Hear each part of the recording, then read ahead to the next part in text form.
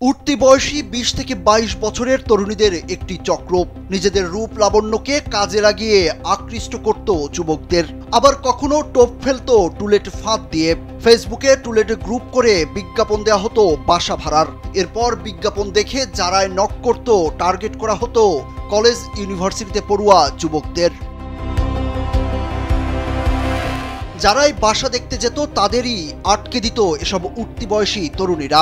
এরপর মারধর করে ছিনিয়ে নেওয়া হতো কাছে থাকা টাকা পয়সা, মোবাইল ফোন, ল্যাপটপ, এমনকি এটিএম কার্ড থাকলে পাসওয়ার্ড নিয়ে বুথ থেকে তুলে নিত টাকাও। আসুন নারী হবার এই যাত্রাকে আমরা করে তুলি আরো সহজ। এসএমসির জয়া স্যানিটারি ন্যাপকিন। এখানেই শেষ নয়, তাদের এই অপকর্ম যেন কেউ না জেনে যায় সেজন্য নেওয়া হতো অপকৌশল। আটকে রাখা যুবকদের ছেড়ে দেওয়ার আগেই নিজেদের মুঠোফোনে ধারণ করা হতো অশ্লীল ভিডিও। হুমকি দেওয়া হতো ঘটনা বলে দিলেই ভিডিও ভাইরাল করে দেবে তারা। এমনকি ফোনের ভিডিও অন করে যুবকদের বলতো খারাপ কাজ করতে এসেছি এমন জবানবন্দি দিতে। সম্প্রতি বাসা ভাড়া নিতে গিয়ে এই তরুণীদের খপ্পরে পড়েন অনার্স প্রথম বর্ষে পড়ুয়া এক শিক্ষার্থী। টুলেট থেকে কল দিলে বলা হয় সাবলেট বাসা, এক রুম ভাড়া দেবেন তারা। বাসা দেখতে গেলেই প্রতারক তরুণীদের ফাঁদে পড়েন নাজমুল হাসান।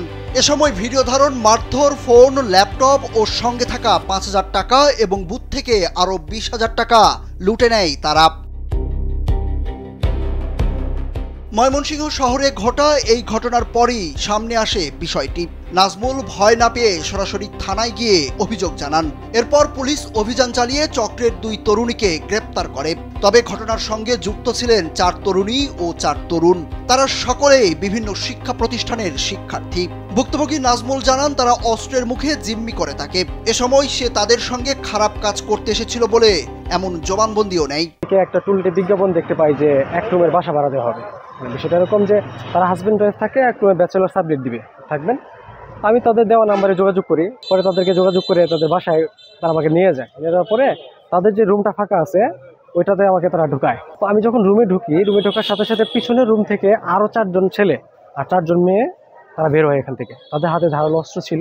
আমাকে তখন থেকে তারা শারীরিকভাবে নির্যাতন করা শুরু করে যে আমার কাছে যা আছে তাদের দিয়ে দিতে হবে, না হলে আমাকে মেরে ফেলবে। ফোন, ল্যাপটপ সবকিছু নিয়ে সবকিছু রিমুভ করে দেয়, মানে অল ডাটা রিসেট করে দেয়। কোতোয়ালি মডেল থানার ভারপ্রাপ্ত কর্মকর্তা মোহাম্মদ শিবিরুল ইসলাম জানান এই চক্রের ২ তরুণীকে আটক করা হয়েছে। প্রাথমিক জিজ্ঞাসাবাদে ওই ২ তরুণী চাঞ্চল্যকর তথ্য দিয়েছে।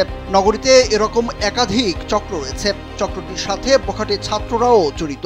ওই ছেলে বের হয়ে থানায় আসার সাথে সাথে আমাদেরকে জানানোর পরে আমাদের একাধিক টিম সেখানে কাজ শুরু করে এবং তাৎক্ষণিক আমরা এই হানি ট্যাবের সদস্যদের ২ জনকে গ্রেপ্তার করতে সক্ষম হই এবং তাদের জিজ্ঞাসাবাদের মাধ্যমে তাদের বাসা এবং তাদের দেখানো মতে আমাদের যে ভিকটিম তার হারানো ল্যাপটপ, মোবাইল ফোন এবং তার থেকে নেওয়া ৫ এবং ২০ টোটাল ২৫,০০০ টাকা উদ্ধার করতে সক্ষম হই।